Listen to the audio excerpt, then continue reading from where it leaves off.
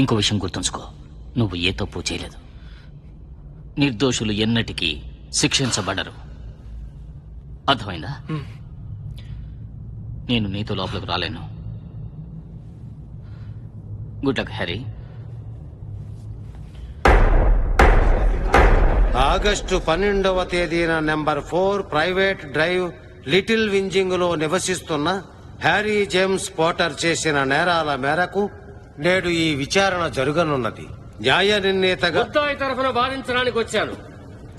ఆల్బస్ పర్సీవల్, Alfred, brain, Dumbledore. మీకు ఈ విచారణ యొక్క సమయం మారినట్టు సమాచారం పంపించాము. అందింది కాదు. మీరు పంపించుండొచ్చు, కానీ నాకు చేరలేదు. ఎందుకైనా మంచిదని 3 గంటల ముందుగానే వచ్చాను. చేసిన నేరం? ముద్దాయి మీద ఆరోపించబడిన నేరాలు ఏమనగా, తను చేసిన చర్యల యొక్క పరిణామాలు తెలిసి కావాలనే స్కూలు ఆవరణ బయట మంత్రశక్తుల్ని ప్రయోగించారు. అది ఒక మామూలు మనిషి కూడా ఉండగా. దీన్ని మీరు నిరాకరిస్తున్నారా పోటర్? లేదు, కానీ 17 సంవత్సరాల లోపున్న విద్యార్థులు స్కూలు ఆవరణ బయట మంత్రశక్తులు ఉపయోగించకూడదని మీకు తెలియదా? తెలుసు. అది ఇక్కడ కూడి ఉన్న పెద్దలందరూ ఈ కేసుకి సంబంధించి డిమెంటర్స్ రావడం వల్ల వేరే దారిలోకి ఉపయోగించాను. డెమాంటసా? అదే లిటిల్ వింజింగ్ లోనా? సరిగ్గా చెప్పారు. మామూలు మనుషులు డిమెంటర్స్ చూడలేరన్న విషయం నీకు తెలియదా? నువ్వు అబద్ధం చెప్తున్నావు. నేను చెప్పేది నిజం. ఒకేసారి రెండొచ్చే. నేను అలా చేయలేదు. చాలు. నువ్వు ఎంతో కష్టపడి ఒక కట్టుకథని తయారు చేసి దాన్ని ఇక్కడ అద్భుతంగా ప్రదర్శించావు. నీ తరఫున ఎటువంటి సాక్ష్యాధారాలు లేకపోవడం వల్ల క్షమించాలి మినిస్టర్ గారు, సాక్ష్యాధారాలు మా దగ్గర ఉన్నాయి.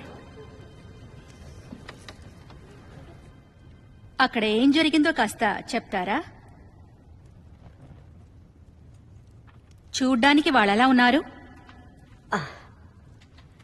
అందులో ఒకడు చాలా లావుగా ఉన్నాడు, ఒకడు సన్నగా ఉన్నాడు. మేమడిగింది వాళ్ల గురించి కాదు, డిమెంటర్స్ గురించి. చెప్తాను. ఎత్తుగా ముసుగు వేసుకొని హఠాత్తుగా అంతా చల్లబడిపోయింది. ఈ ప్రపంచం అంతా అంతమైపోయినట్టు అనిపించింది. ఇలా చూడండి, డిమెంటర్స్ ఎట్టి పరిస్థితుల్లోనూ మామూలు ప్రజలు సంచరించే ప్రదేశాలకు రావు. ఒకవేళ యాదృచ్ఛికంగా వచ్చు. మీరన్నట్టు డిమెంటర్స్ అక్కడికి యాదృచ్ఛికంగా కాదు, కావాలనే వచ్చాయని ఖచ్చితంగా చెప్పగలను. మీరు తప్పుగా అనుకోనంటే ఓ విషయం చెప్పరా? నిజానికి డిమెంటర్స్ అనేవి మినిస్టరీ ఆధీనంలో ఉన్నాయని మీకు తెలుసనుకుంటాను. ఇప్పుడు మీరు మాట్లాడిన మాటల్లో నాకు అర్థమైంది ఏమిటంటే, మినిస్టరీ వాటిని రెచ్చగొట్టి కావాలని అక్కడికి పంపించింది అంటున్నారు కదా. ఆ విషయం మనం తర్వాత చర్చిద్దాం గౌరవనీయులైన సెక్రటరీ గారు. ఆస్కబాన్ నుంచి ఆ 2 డెమెంటర్స్ అంత దూరం వెళ్లి ఈ కుర్రవాడి మీద ఎందుకు దాడి చేశాయని విచారణ జరిపించాల్సిందిగా మినిస్ట్రీకి సవినయంగా మనం చేసుకుంటున్నాను. నాకెందుకో వాటి రాకలో ఎవరి ప్రమేయమో ఉందని సందేహంగా ఉంది. కార్నెలియస్, చీకటి రాజ్యపు రారాజు తిరిగొచ్చాడనే నిజాన్ని నువ్వు ఎందుకు దాచాలనుకుంటున్నావో నాకు అంతుపట్టట్లేదు. అది నిజం కాదు, అబద్ధం.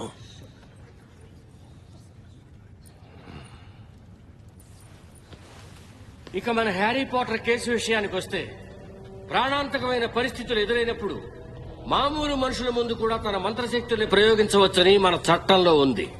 చట్టాన్ని కాలానుగుణంగా మార్చుకోవచ్చు డంబుల్డోర్. కావచ్చు, అది మీ చేతుల్లో ఉంది కాబట్టి. కానీ ఇంత చిన్న విషయానికి ఇంత పెద్ద విచారణ అనవసరమని నా అభిప్రాయం.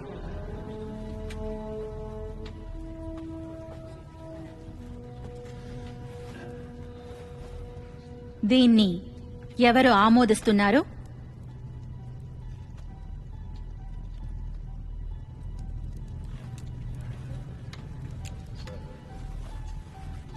ముద్దాయి నిర్దోషిని అతన్ని వదిలేయమని మీలో ఎవరంటున్నారు?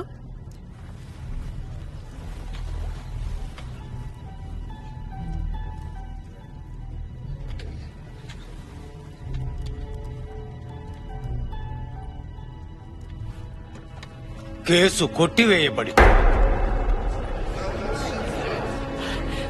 ప్రొఫెసర్,